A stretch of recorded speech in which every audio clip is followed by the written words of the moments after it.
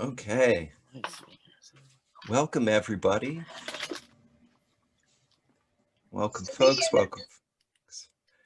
I feel like we're going to get a little bit of chatter here for a second. This is a little bit experimental.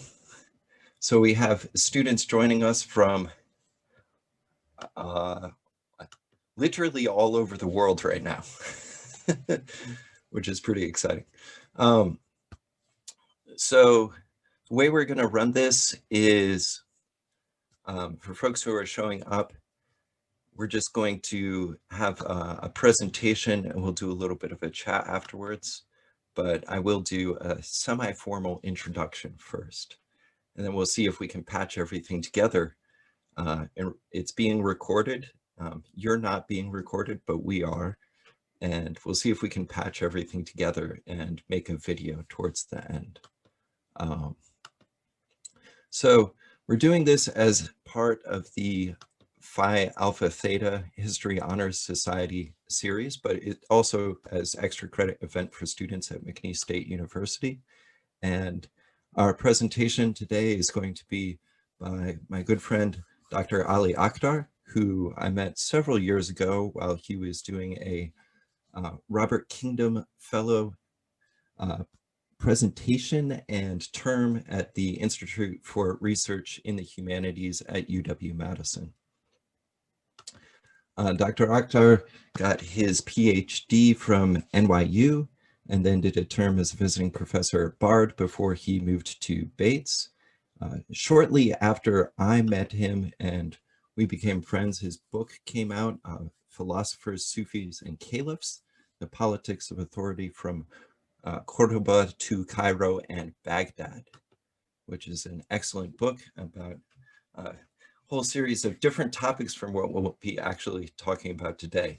One of the nice things about Dr. Akhtar, or as I say, Ali, is we can have these extended sort of friendly conversations that are not too intellectual, but they're just kind of us geeking out about history topics, which is really fun. We do a lot of chatting and so forth, and we've been experimenting with ways to keep history sort of popular, but also talk about really important subjects that shape the world that we live in. So his presentation today is going to be on one of those topics. It's going to be on Africana, Islam, and global Detroit. So without further ado, thanks very much, Dr. Akhtar, and I will pass it off to you. Thanks again for having me. Thanks, Dr. Noseworthy, and thanks to the university, and thanks to the department and all the sponsors. So my talk today, I'm going to try to move quickly. This way, there's more time for Q&A. And a thumbs up from Dr. Noseworthy. Is my audio okay here? Awesome. And so I'm going to share my screen here. View slideshow. All right, so my talk is called Africana, Islam, and Global Detroit.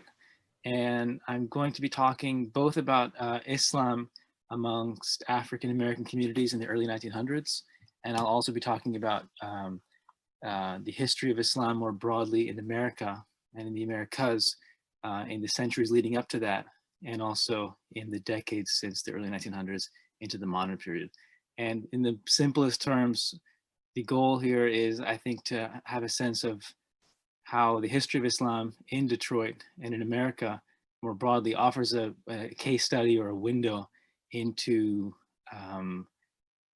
some of the political and social and cultural dynamics of race in America. So I think if we understand how Islam works and the history of Muslims in America, what that looks like in the early 1900s, we have a better sense of today how race is used in the language of the law, in the language of social movements, empowerment movements, and in the language of local communities that are talking about preserving tradition and cultural innovation, etc. So I'll jump right into it. So Islam in the Americas really begins in the very early, in the 1400s. So it begins really in the time of Christopher Columbus, the Genoese mariner who worked for the monarchs of Spain, of Aragon and Castile, Ferdinand and Isabella. And at the time, just gonna double check this chat box here. Right, so, and at the time, Spain and Portugal were in the process of consolidating their power and authority over the peninsula of Iberia. And there were some debates politically and in the church in Spain and Portugal about what to do with the minority Muslim and Jewish communities. And though Muslims and Jews had been living under Catholic rule for several hundred years, there was a decision to make Iberia basically all Catholic, and so to have everyone convert to Roman Catholicism by force. And so these are some modern in the history of Orientalism, European representations of the Middle East. These are some representations of the world of Islam in earlier centuries in Iberia in the 8, 9, and 1000s. And by the 13, 1400s, there are these, this is where you begin to see the forced conversions in the late 1400s and the 1500s. And so what's interesting is that when you have the movement of Muslims to, when you have the Muslims of Spaniards and Portuguese to the Americas, where Spain captures Mexico and Peru, and Portugal captures Brazil, this is where you see amongst the Spaniards who move there, you begin to see many of the Spaniards begin to accuse each other of having Muslim backgrounds and Jewish backgrounds. And so we know from the family histories and from a lot of the court records there's the Office of the Spanish Inquisition that opened an office in Mexico and in Portugal to put under trial any Catholics who were accused of heresy or who were accused of still practicing Judaism or Islam. You see this story of how Muslims, in fact, were amongst the Spaniards and Portuguese in the 1500s and 1600s. And while the story of the Muslims there kind of disappears, the story of Spaniards from Jewish families continues well into the 16 and 1700s, especially amongst the Portuguese. So that's the kind of longer history there. So Islam pretty more or less disappears from the Americas amongst the Spaniards and Portuguese in the 15 and 1600s. But what's interesting is that it reappears right away in the 1500s with the arrival of West African slaves. And so the Portuguese from the 1500s into the 1600s have a kind of monopoly over the slave trade from West Africa to the Americas. And most of those slaves are going to Brazil, Portuguese Brazil. And the second most influential destination is Mexico. And eventually, as the Dutch, the French, and the British begin to get in on the scene, trying to build their own sugar plantations in competition with Portuguese Brazil, where the British and the Dutch and the French are now capturing places like Haiti, the western side of the island of Hispaniola, and the eastern side is the Dominican Republic. Cuba and Guyana, Barbados, Jamaica. What sustains a continuous presence of Islam is the fact that there's a continuous arrival of new West African slaves who are Muslim. And in the Spanish territories, what distinguishes the places like Mexico was the fact that the government did in fact have a much more strict policy of bringing Catholicism into the lives of West African arrivals. And Mexico also had relied more on indigenous labor than it did on West African labor when it came to agricultural land work. And so from the very early period in Mexico, you have a very strong mixing of Spaniards and West Africans in the cities, and then West Africans and indigenous people in the rural areas. So the outcome is that Mexico has a very kind of early mixing of West Africans, indigenous people, and Spaniards. And all of that means that by the 1800s, as Mexico becomes independent, you begin to see a national identity of mestizaje, or the mestizos, mixed heritage Europeans, indigenous peoples, and West Africans who have been mixing already for hundreds of years since the 1500s. Whereas in Brazil, the Inquisition was, the Portuguese Office of the Inquisition in the 1516 and 1700s was much more lax in trying to force Catholicism on West Africans. And West Africans were a much larger part of the population because they were the primary workers on the plantations, these sugar plantations. So that brings us into North America, where the British are able to capture North America. And there are some parallels there where West African Muslims are there all the way into the 1800s. So this is an image of one particular West African slave, Joe bin Solomon. I think it's Ayub or Ayuba bin Suleiman Diallo. And it's an example of how while in the 1800s, in the late 1700s and in the 1800s, while places like Mexico had almost are a bit disconnected from the world of West African Islam, and where the very heavy African descendant population has become quite mixed in with the larger population of Spaniards in the city and indigenous peoples in the rural areas. So much so that in Mexico, we don't actually, as more less than Brazil, sorry, more so than Brazil, we don't quite have a large self-identifying African heritage population in Mexico, because they've sort of mixed in with the rest of the population, except on some of the coasts. There's self-identified Afro-Mestizo populations. In Cuba, much more so, you have some people, more and more people who identify themselves as La Comunidad Afro-Latina.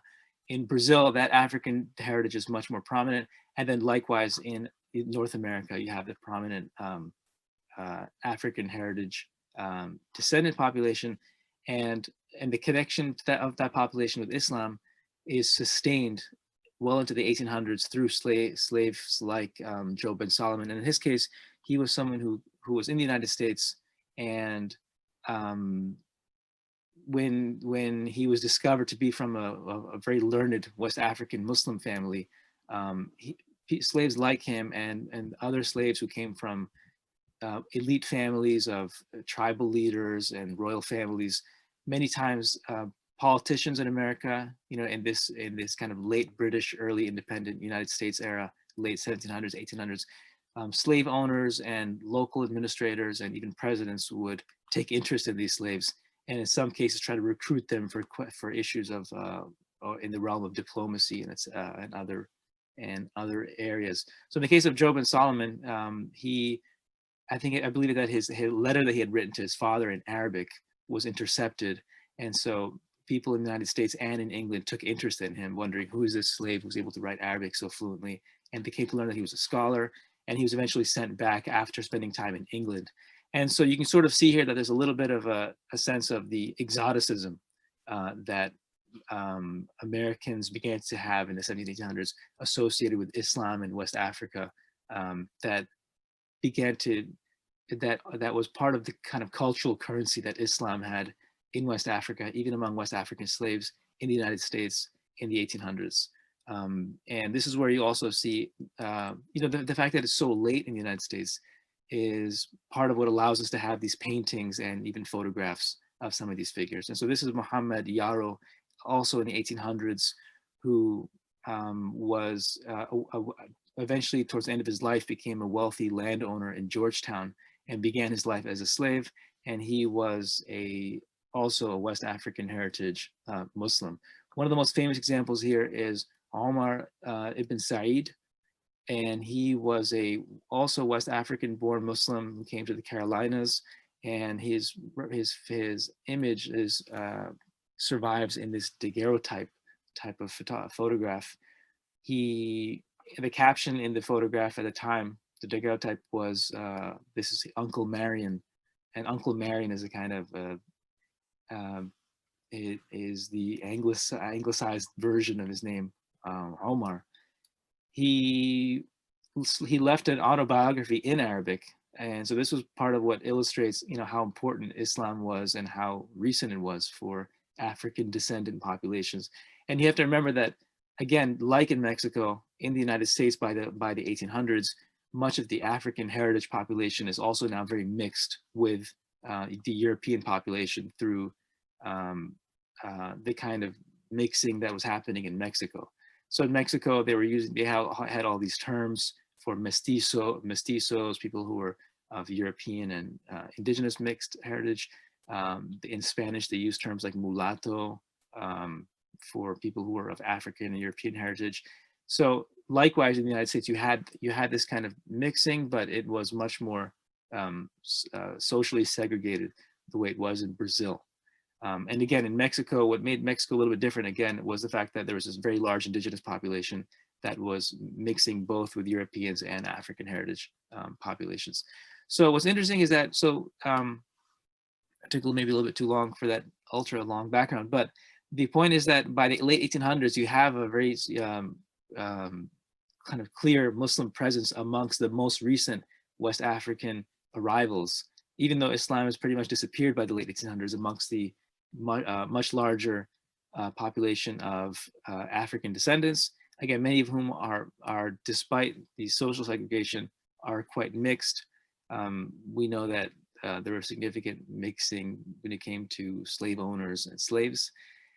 And what's interesting is that when you jump forward to the 1950s and 60s, and you're in places like Detroit, you know, you see what looks almost out of nowhere in a country that is still segregated, white and black, legally segregated between a legally white population and legally black population. You suddenly in the 1950s, 60s, and 70s can see all these Muslims with Muslim names, and they appear to come out of nowhere. And so but when you look into the images and the names here and the family names, you begin to realize that something complex is going on, which is that there are people who are of recent immigrant heritage, and then there are some older African heritage populations and older European heritage populations who are Muslim. So in the upper image here, this is the image of a legally white Muslim family in the 1950s. And on the lower image there, you're seeing a legally black community of Muslims. So these are two groups of Muslims in America. But when you actually look into the stories of who are these white and black Muslims in the language of the law, white Muslims, black Muslims, where the law is identifying the whiteness and the blackness, not the Muslimness, you begin to see that, in fact, you're looking at, in the upper picture, you're looking at Syrian heritage families and Lebanese heritage families who, since the late 1800s, have been joining other people who were legally white in the United States, which included the old British Protestants of the British Empire when the United States became independent. These are the British and the Dutch families. And so the Syrians and the Lebanese, so what happened in the early 1900s was that the United States began to divide the world into legally white and legally not white regions. And so people who are from east of Italy, Greece, into what is the Ottoman Empire, which the Ottoman Empire collapsed in 1923, people who are from to what is today Turkey, Greece, Syria, Lebanon, Muslims and Christians, they were en masse identified as white people. And then people who are coming from places like Africa were identified as legally black.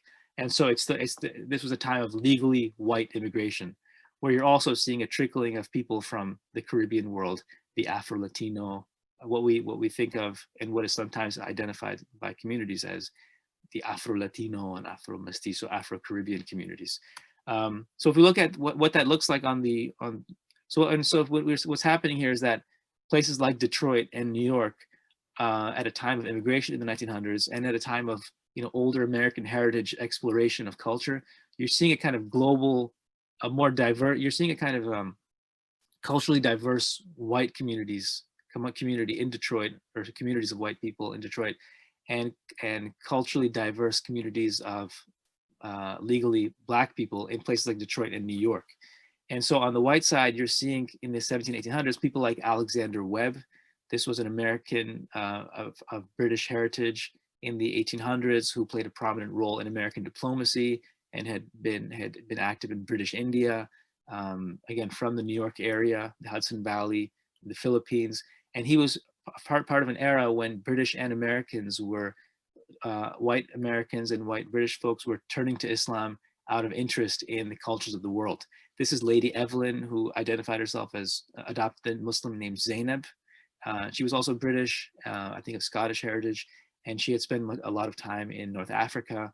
And at a time when Americans were learning about Buddhism and Hinduism and Islam, and Unitarianism was on the rise, kind of questioning the Trinity in Christianity, Islam became an interesting option, both as part of the kind of philosophical, mystical exploration of Americans in the 1800s, and also out of American interest in what was different and exotic, the kind of spiritual East.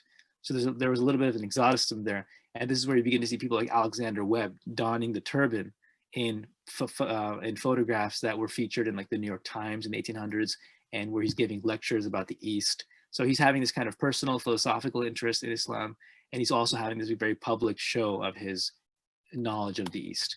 And so one more image here of immigration, which is that by the 1800s, that kind of older British and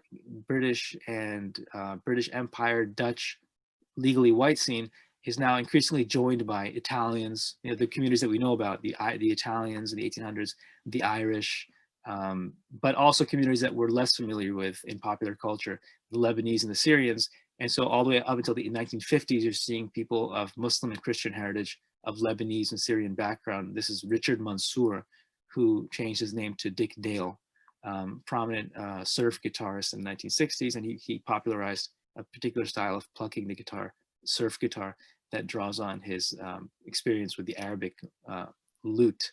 He was of mixed Polish and Lebanese Syrian heritage. So those communities begin to mix with each other. The kind of what was a kind of subaltern white community, Polish, Italians, Lebanese, Syrian Muslims and Christians. So what are now also the Palestinian territories.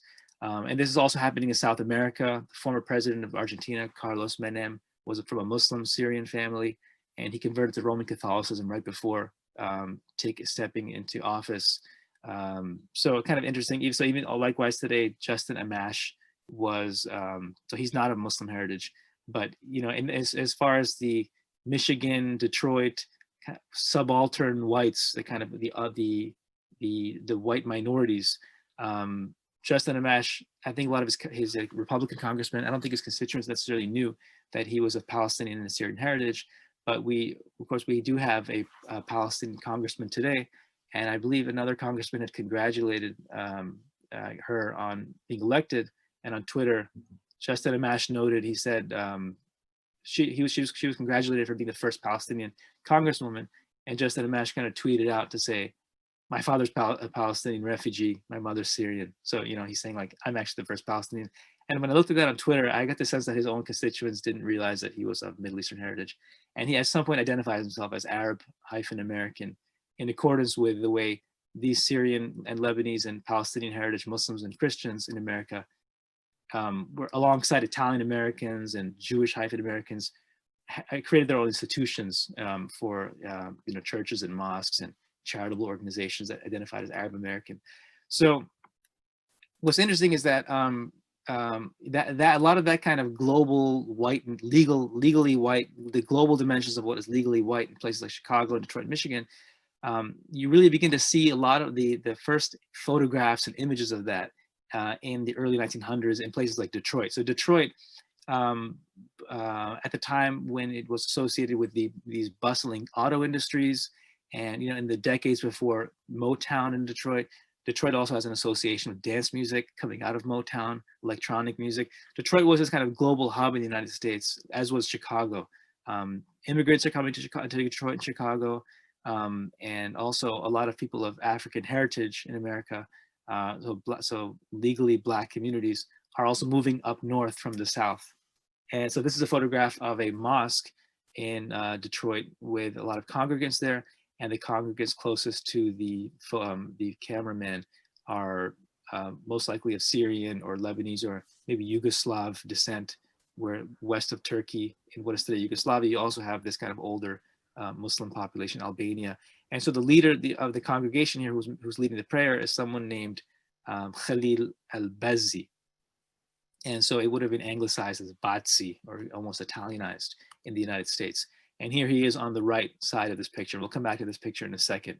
But here he is, and he's featured in a newspaper back in the early 1900s in Detroit. And so it's out of that world where you're getting in places like Chicago, Detroit, and around Detroit, and on the Canadian side of the border, Windsor and Ontario, Toronto, and I forgot that one small town in Canada, and London, Ontario.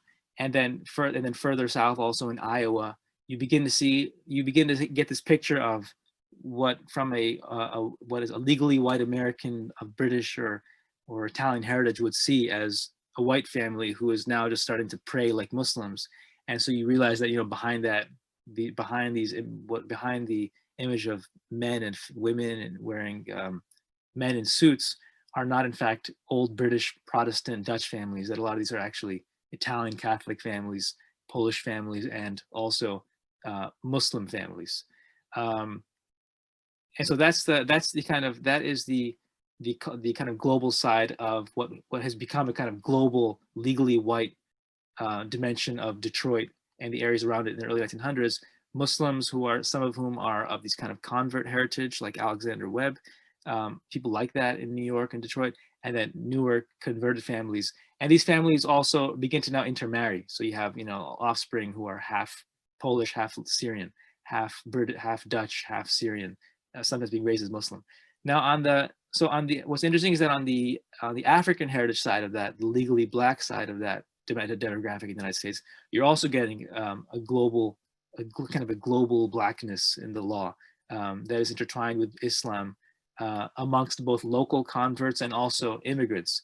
And so we know the story of the local converts, people like Malcolm X here on the left and Muhammad Ali here on the right. But what's interesting is that as you go through these images, you begin to see in New York and in Detroit, you begin to see that a lot of the African heritage population, legally black, in fact includes not just local converts to Islam, but also Muslims who are of African heritage who are coming from other parts of the world. So at a time in New York and Detroit, when you have people who are coming from African heritage communities in Cuba and in Barbados and Jamaica to the United States, you're also getting African heritage Muslims coming to the United States. And amongst these people are Duzay Muhammad Ali. And just to give one quick example before I talk about him briefly, this is a cover of a book called Bengali Harlem, which illustrates the global dimensions of what are African American communities in the early 1900s in Detroit and in Harlem, where many of the immigrants who are connected with British India, where the British are still controlling South Asia up until the 1950s, some of those immigrants from, depending on how they pass,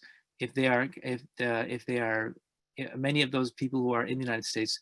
So there was an exchange program. There were a lot of exchange programs with in the world of technology as there are today. So the Detroit auto industry had a lot of people from British India in the U.S.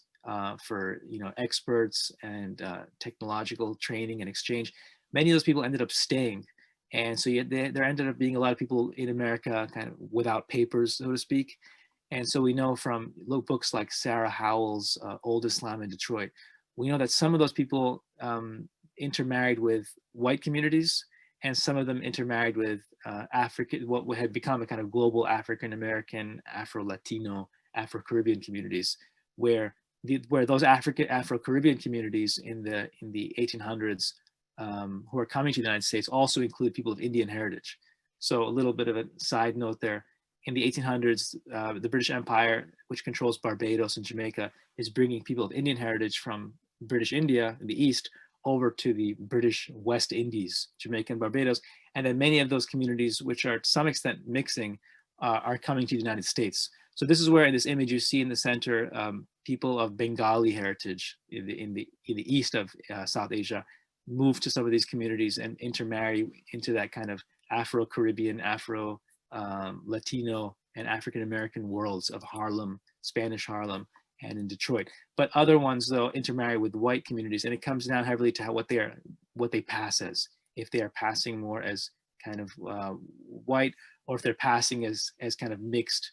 If they're passing as what back in those days was referred to as light-skinned African Americans, because of course, like in Mexico and the United States, there's hundreds of years of white black mixing. So one of those people, and this is where I'll be moving more quickly to just run through some quick points here. One of those people, this is the kind of main little mini story that I want to talk about, little mini biographical vignette. So one of those people here, and if you have a, I'll just take a sip of my tea here. If you have a question, you can write your question in the text box before I move into this little mini vignette. And after that vignette, that pretty much will be the end of the talk. We'll have time for Q&A. So let's just take like a 5-second pause to think about where we are at this point. So where we are at this point is Islam is now in the United States, and there's a global, and it's part of the kind of increasingly international legal whiteness and the increasingly international legal blackness in the United States. A kind of a global white American population and a global black American population. And there are Muslims on both sides of that legal color line based on local converts and also people who have come from other parts of the world. And those converts at this point so far are more on the white side. You're seeing Alexander Webb and Lady Evelyn, and we haven't yet seen a lot of the African American converts, with whom we're going to see in a second.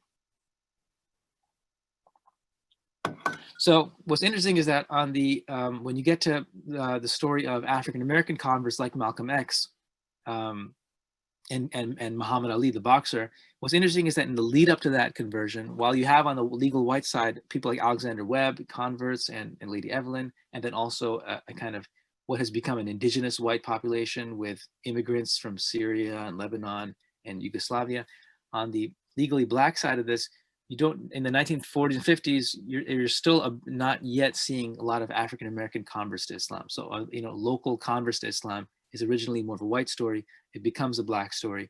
But in the interim, in the early 1900s, you actually see the lesser known stories of immigrants, Muslim immigrants who come to the United States and then kind of become absorbed into American blackness. And it's not just these kind of Bengali communities who are intermarrying with African American communities and who are basically passing themselves off as light-skinned, what was called, quote, light-skinned Black Americans. But you're also seeing people like Duzay Muhammad Ali. So this figure here is named Duzay Muhammad Ali. And he was from the Egyptian kingdom that became part of the British Empire and that became independent in the mid-1900s. And what was interesting about him was that he ended up living and being partly raised in the United Kingdom, or living much of his adult life there because of something that had happened to his parents during a war. And so Duzay Muhammad Ali was a key figure in, so to make a long story short, he was a key figure in America, in Detroit, including Detroit and also in New York, in Black empowerment movements in association with more famous figures like Marcus Garvey and Du Bois and others. And what was interesting about him was that he did not really come from a traditionally,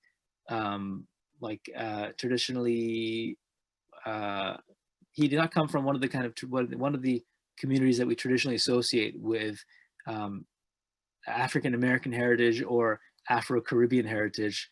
He came from Egypt. I think it's thought that he was of Sudanese heritage, so that he may have, his parents came from the country below Egypt, Sudan, or maybe he was half Egyptian, half Sudanese. At the time, this was kind of one giant kingdom. And so these are some images of the people who were in power at the time when he lived. So Egypt was and Sudan at the time were themselves kind of very global places. On the left is Abbas Helmi II. This was the ruler of based in Cairo at a time when Egypt had broken off the Ottoman Empire, and Egypt had a kind of Turkish Egyptian elite that was running the country. So Abbas Helmi II on the left and his predecessor in the middle were two of that kind of Ottoman Turkish mixed Egyptian elite scene. On the far right here, so these are people who were governing the kingdom at the time of Duzay Muhammad Ali. And on the far right here, you see one of the most prominent Egyptian nationalists named Saad Zaghlul. He came from, in the early 1900s, more of a kind of rural Egyptian background. He came from more of a farmer's background, and he was a kind of symbol of the empowerment of the farming scene at a time when, in the late 1800s and early 1900s, much of Cairo and Alexandria, much of the economy and politics was semi-dominated by a lot of these kind of international elites. So if you were living in Egypt, you didn't necessarily identify yourself as an Egyptian. Just like in the United States in the 1990s, you could have said, "Oh, I'm part of the Turkish elite. I'm part of the Egyptian rural farming scene, like on the far right, or I'm an Italian of Alexandria, or I'm one of the Greeks of Alexandria." And so on the far right, this is Saad Zaghlul, a prominent Egyptian nationalist. So you also had at that time people like Yaqub Sanur, who was a Jewish Egyptian, whose I believe his father was from Livorno, part of the Livornese Italian community, when amongst the people of Alexandria and Cairo were the Alexandrians. So Yaqub Sanur was unique in that he identified with a lot of the local rural peoples and the Egyptian dialect at a time when the language of education was English and French. And so he very much wanted to Yaqub Sanur wanted to empower the local Egyptian rural peoples, especially, many of whom were also part of the kind of urban scene. He's very much associated with the use of the colloquial Egyptian dialect of Arabic in literature, in newspapers. This is a sample of one of his newspapers where he popularized the use of the Egyptian dialect. Normally you would write Arabic in a kind of in a standard dialect that is used throughout the Middle East. He popularized the use of a kind of colloquial Egyptian language in newspapers. And so this is in the time in the late 1800s in Egypt. This is a time of, of major innovation in the press and new newspapers. Duzay Muhammad Ali on the right was part of that. There were other people who were writing articles in newspapers like Saad Zaghlul on the left, one of the early nationalists. On the right, a little bit earlier, Duzay Muhammad Ali was also part of that world. And he founded in London, when he moved to London, the African Times Orient Review. And so these are people who are writing in English and in French, the languages of learning in Egypt and Sudan. What was interesting is that it appears to be that when he went to the United Kingdom and when he went to the United States eventually, he became intertwined with a variety of Pan-African empowerment, Pan-African nationalism.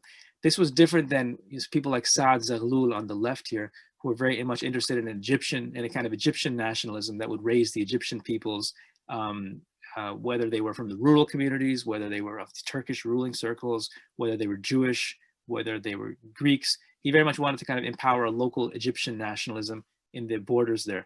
Also at the time, there was a Syrian nationalism to empower the Arabic-speaking Muslims and Christians of Syria, Lebanon, and the Palestinian territories. The Palestinian national movement was the one that was considered to have failed. They were breaking off of, after the Ottoman Empire fell in 1923 and the Europeans took over those regions, the national movements were trying to break off of British and French rule. And so Syrians and Lebanese in America were very much involved in these Syrian independence movements in the early 1900s. Saad Zaghlul on the left, Egyptian nationalist. So Duzay Muhammad Ali on the right, when he leaves this world, he becomes involved in a Pan-African national movement. His newspaper was associated with that. It gained a lot of prominence amongst people like American readers like Marcus Garvey, who was born in Jamaica, W.E.B. Du Bois. And what was interesting was that he ends up, when he moves to the United States and he's in Detroit, he ends up kind of meeting up with people like Marcus Garvey, and these are the people who is born in Jamaica, and these are people who basically begin to now speak on behalf of African heritage peoples in the United States to begin to say you can empower yourselves, and just like the African heritage peoples of the Caribbean can, Marcus Garvey, and African heritage peoples of the British Empire can, in the context of a kind of global African empowerment initiative. And this helps contextualize, decades later when you begin to see African Americans, communities who are emphasizing this kind of connection to Africa. If you hear someone, let's take a professor named like someone like Sherman Jackson talk about Black American heritage, and then when you hear Jesse Jackson decades ago say, I'm very proud of my African American heritage, that distinction between using the term African, not African, is partly intertwined with how individuals see Africa as part of their identity, or how they don't see Africa as part of their identity. And in this era, in the early 1900s, amongst the people who were pushing the kind of African empowerment dimensions to this were people like Duzay Muhammad Ali and Marcus Garvey. The figure on the left, again, born in the kingdom of Egypt and Sudan, and on the right, born in Jamaica. And so when you go back to that image from before in Detroit, the newspaper that was covering this Syrian Muslim in Detroit, the person he's embracing was Duzay Muhammad Ali. And so that was part of what these mosques wanted to demonstrate to the local population, to say, they were telling the locals, you think Islam is so backward, but in fact, look how advanced we are. We are able to be very kind of racially diverse Jose Muhammad Ali, who was passing as an American black man, and Khalil Bazzi, who's passing as an American white man, and they are both of Arabic-speaking Middle Eastern heritage. So really briefly, in that world, you begin to see, individuals like this particular figure here, Wallace Ford Muhammad, who was sometimes known as Wali Fard Muhammad, who was kind of a shadowy figure. The local African American communities began to now think about Islam as a form. So one of the things that Jose Muhammad Ali is pushing was the idea that, and I'll finish up really quickly here before I take on too much time, was the idea that Islam is the religion of Black African empowerment. And Marcus Garvey didn't necessarily subscribe to that idea, but he did believe in the idea that Islam was, part of the kind of global African heritage. And so out of this mix emerges a shadowy figure here, W.D. Muhammad. Some people said he had Polynesian heritage, New Zealand heritage. There are some reports that he may have been of British Indian heritage. He may even have been of British Indian Muslim heritage. Nobody quite knows. He may have just been a white man. But these are some surviving images of him. He began to also promote the idea at this time in Detroit that Islam was the religion of the African peoples and they should be empowering themselves through return to Islam. One of his students or one of his followers was the more famous Elijah Muhammad on the left here, who founded a Black nationalist movement, which is a kind of an offshoot of Islam, the Nation of Islam. And many of his followers, including Malcolm X on the left here and Muhammad Ali on the right, eventually broke with Elijah Muhammad and joined the mainstream Islam that was being practiced by a lot of the immigrant heritage Muslims and people like a lot of these white converts like Alexander Webb and otherwise. And so what's interesting about this, to kind of finish up, what's interesting about this is that when you look at what happens by the mid 1900s, where you see in New York and Detroit a legally white Muslim population and a legally Black Muslim population, where both sides of that legal color line includes people who are of older convert heritage like Alexander Webb, and people who are of convert heritage like Malcolm X, and also people who are of immigrant heritage like Jose Muhammad Ali, and on the top Syrian Lebanese families.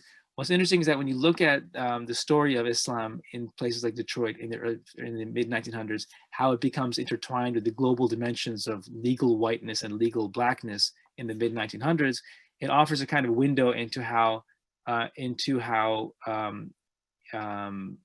number one, so that story of Muslims at this time offers a window into larger phenomena in the United States that's happening all around the country in the 1950s, which is that number one, people of African and European heritage are beginning to now kind of cross these porous boundaries separating white and Blackness, and Muslims are amongst the people who are doing that. It's happening in mosques, but it's also happening in dance halls among non-Muslims. Elvis is going to these African American dance halls. You're also seeing another phenomenon here, which is the increased cultural currency of Black communities. And you see this in in the world of boxing and in sports and in music and in the intellectual world. This is happening with Malcolm X and Muhammad Ali. And you're also seeing on the outskirts of that, Muslims who are also now becoming absorbed increasingly into the kind of in an enduring way into an American white subaltern, an American white other alongside Italians. And so Muslims are part of that. So what you see amongst the Muslims, this mixing of boundaries in certain spaces, Muslim Black cultural currency amongst Muslims, and kind of increasingly global whiteness that incorporates white passing or European looking Muslims. You begin to see those things are part of a larger story in the United States, where people like Freddie Washington, so these are non-Muslim examples, Freddie Washington, African American actress, who is able to pass as white and offered a lot of white roles, but chooses to play African American roles. Where people like Korla Pundit, who was an African American musician, who realized that he could transcend white Black distinctions, not by playing white characters, as Freddie Washington was offered, though she would refuse, but by pretending that he was Indian. And so Korla Pandit reinvented his heritage in public and became a kind of international Indian musician, and married a white lady at a time when that was illegal. And other examples of, so there's that mixing, and also the phenomena of Black cultural currency. Ray Charles meeting French jazz musicians at a time when African-American musicians had cultivated so much cultural currency. The images of them almost look like kind of these paternalistic images of young white musicians trying to learn about Black music. The Beatles learning rock and roll from one of the great founders of rock and roll, Little Richard.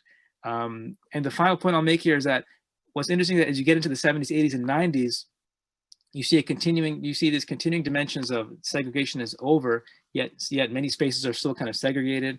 This is, or many places are still predominantly white and Black spaces. B.B. King playing blues for an African-American community of audience members. Some of those are still very kind of socially Black music spaces after segregation. Other places are more mixed. The world of Motown here. This is a clip of Rapper's Delight. You can look at that on YouTube of mixed Black and white circles. What's interesting is that, to finish up here, is that up until the 2000s, you still see Muslims who are immigrant heritage Muslims who are places from West Africa who are kind of assimilating into that African American worlds. And then Muslims from Arabic-speaking countries who are assimilating into these kind of white passing worlds. And the big shift is that in the 2000s, with the Patriot Act and the extra surveillance on American Muslims, you begin to see many Muslims who are part of that enduring kind of global, global American whiteness and the white subaltern begin to now kind of step away from this kind of self-identified white identity. And this is where this is an example of someone who, I think, of Algerian heritage, who was stopped at the airport despite working for NASA. And you have to imagine all these Syrian and Lebanese and Palestinian Americans watching this on TV saying, wow, it doesn't matter if you pass as white. If you're Muslim and you have a Muslim last name, you're going to get in trouble. And the last point I'll make here is that this is where in the 2010s, you begin to see the most recent immigrant heritage group, the Pakistanis and Indians, who emerge in much larger numbers in the 1970s. They're the ones who begin to play a very prominent role in conceptualizing. They do play a major prominent role in conceptualizing a kind of Muslim-American minority identity that is a kind of an ambiguous, dedicated, separate ethnic group that's neither white nor Black. And so in the case of Aziz Ansari, who's a major comedian a few years ago, I guess, he uses the term brown to identify himself. In the language of white and Blackness, he used the term brown in 2016 in an SNL skit during the election. Hassan Minhaj, these are both Indian heritage Muslims. He talks about being a comedian who's a person of color. So he used the term person of color in an article recently. And this is where a lot of the communities who were associated with the older Syrian, Lebanese, Palestinian heritage immigration that was previously identified as legally white, they're now beginning to also navigate what does it mean for them? Are they still white? Dean Obeidallah on the left, Italian Palestinian heritage. His comedy speaks frequently about how he used to be white in the 90s, but then he no longer was white in the 2000s with the Patriot Act, as far as like how people saw him. DJ Khaled is someone also Palestinian who is very much from Atlanta, and his social and musical artistic circles were always very much intertwined with African American communities at a time when Palestinians back in the Palestinian territories were very much engaged with hip hop and African American culture as part of a kind of global empowerment culture. But this is where today it gets very tricky, where other Palestinians like Linda Sarsour, Palestinian Americans, I think received a little bit of a Twitter controversy debate there, where she was featured on Essence magazine, a magazine that normally features African American women, where she, I'm not sure if she I haven't researched it, identifies as a person of color or an ally, but she was featured on the magazine as a Muslim. And many African American Muslims on Twitter said, well, why didn't she step aside and let an African American Muslim woman be featured? And eventually Halima Aden, who was an African American or Somali heritage model, was featured. But there's a question there where you can see that, what does it mean if you are Muslim today? Are you a minority if you are white passing, are you a white Muslim still? Or if you are just by being Muslim, if you are a white passing Muslim, does that make you does that make you a person of color? Are you part of the BIPOC category? Are you brown? Is there some kind of privilege there?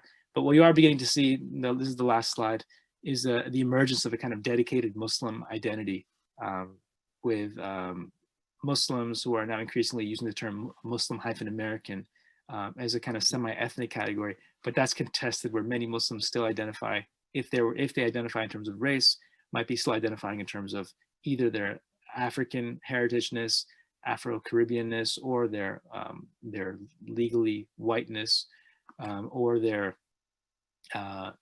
international Pakistani or Indian identities.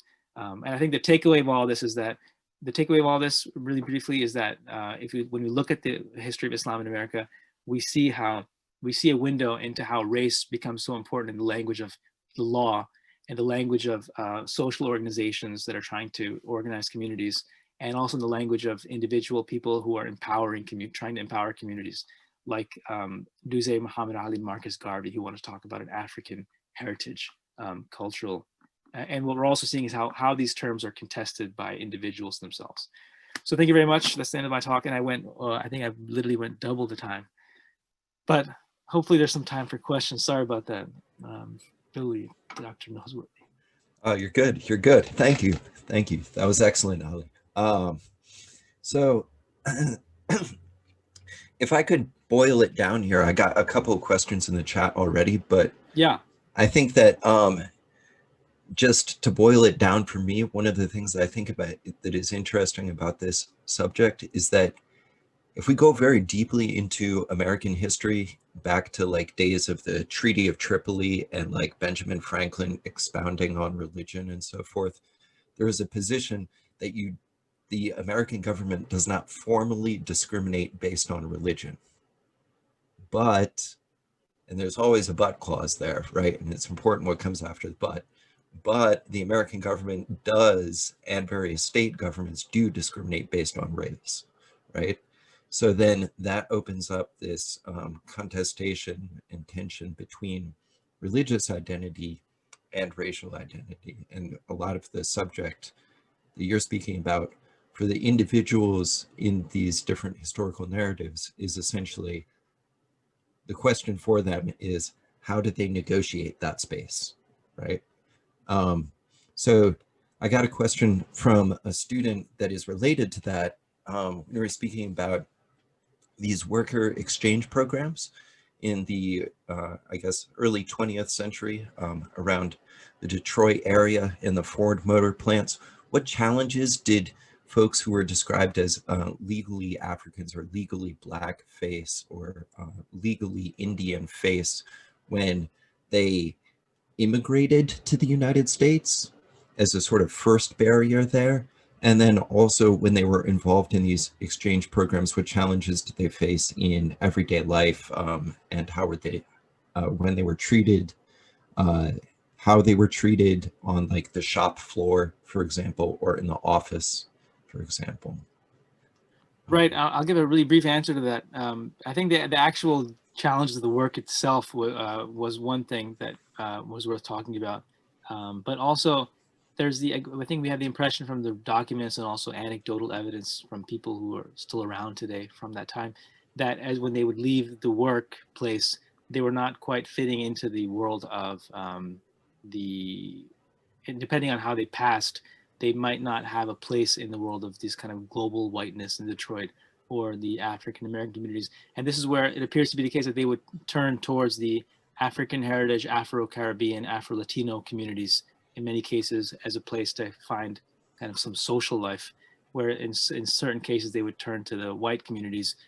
So basically trying to navigate these kind of white-black segregation lines based on how they looked, and also not being part of the kind of long-term immigration world. They were in a little bit of a liminal space separating all these different communities. And the fact that they also were not part of the kind of long-term legal immigration.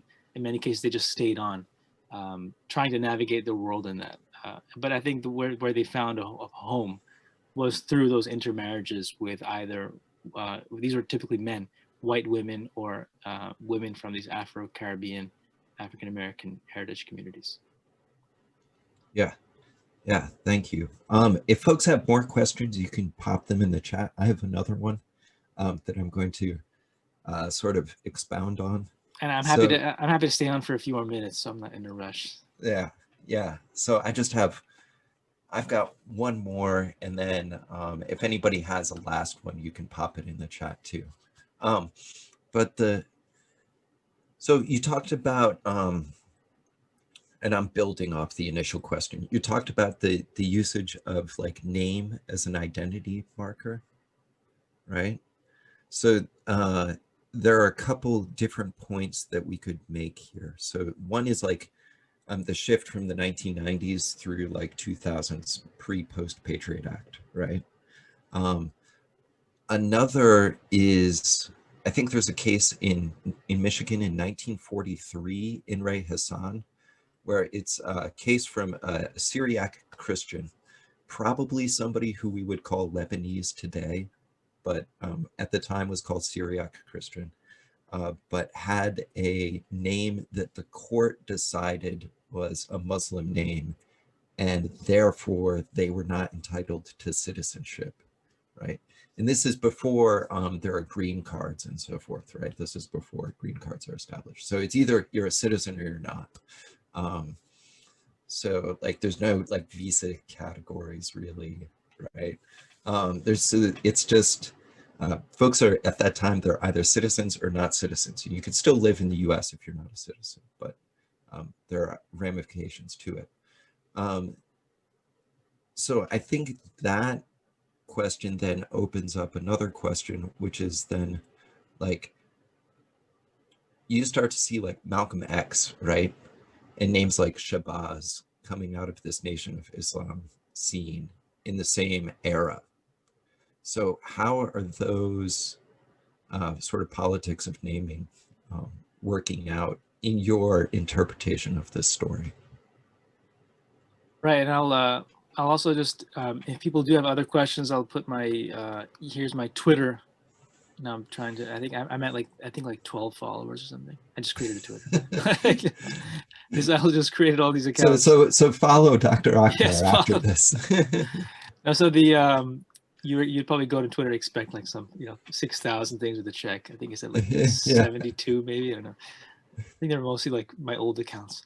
No, the so the naming thing. So Shabazz and yeah. So I think the interesting takeaway there is that as part of the kind of global empowerment of the empowerment of African American communities and the cultural currency of African heritage, there's also the cultural currency of being international. Where on the one hand, there's an attempt to kind of assimilate, disappear into whiteness. We have names like Mike Cater, instead of like Muhammad Abdul Qadir can become Mike Cater. There's also there's also a cachet with being international. It's almost a kind of contradiction there, with wearing these kind of hats and looking like you're from another country, because they're also in the United States then and now. There was a currency associated with, if you look up until just 2016 or so, there was a currency to having this kind of international association. You see this with the CEOs, Elon Musk, South African, the CEO of Microsoft, Indian heritage. And so I think what you're seeing there maybe is a tension between, on the one hand, trying to disappear into Americanness and have anglicized names, and on the other hand, playing up your internationalness. And so this is where you'll see people like Muhammad Ali and Malcolm X have these names like Shabazz, which are part of their spiritual transformation, but also the cachet of being part of the global Muslim culture. And on the other hand, trying to make that disappear. So maybe that contradiction is explained by the fact that Muslims who are assimilating as white want their last name to disappear, so they can disappear into kind of the anglicized Anglo-Protestant world. And maybe those who are African American Muslims want to kind of assimilate out of, in some cases, almost assimilate out of blackness by having an international global Muslim name. And so even today, you're beginning to see those dynamics are shift playing out depending on what individuals and families want to, where they want to, what they want to do there. Yeah, there's a certain like cosmopolitanism to that, right? Like this a certain cachet to internationalism. Right. This is where I think you see some Muslims today don't want to use the term person of color or brown or or something hyphen American, Arab American. They just want to be, you know, from Iowa or New York. Other Muslims do want to kind of bring that out. Yeah, And that could be part of cultural heritage. That could also be cultural empowerment, but it could also be part of the cachet of being international. yeah, yeah. Yeah. Like the example of Amash is great because Amash is totally somebody who did not talk about the fact that he was of Syrian, mixed Syrian Palestinian heritage until it came up in the public sphere as like a thing. And then he sort of, after that, he has this slide from the Republican Party. He's not part of the party anymore. Right. And there may have been a Right. cachet not having that as a Republican. As an Right. independent, it may have been more of a kind of. Now that he's an independent, it actually might actually work. You know, who knows what the future would be, but it might actually work for him more. We'll see if he continues to be elected in Michigan. It's one of those seeing the future kind of questions, which Right. is good way to end, I think. So if folks want to hang out for a little bit, I'm going to hang out for a little bit if you have questions for me. But thanks very much, Ali. Thanks. Should say Dr. Akhtar. Oh no, please. Thanks for having me. So, and I'm Yeah. happy that, Dr. Noseworthy said, I'm happy to stay on for a couple of minutes if anyone has any questions after people have left. But thanks again for having me. Thank Yeah. you. And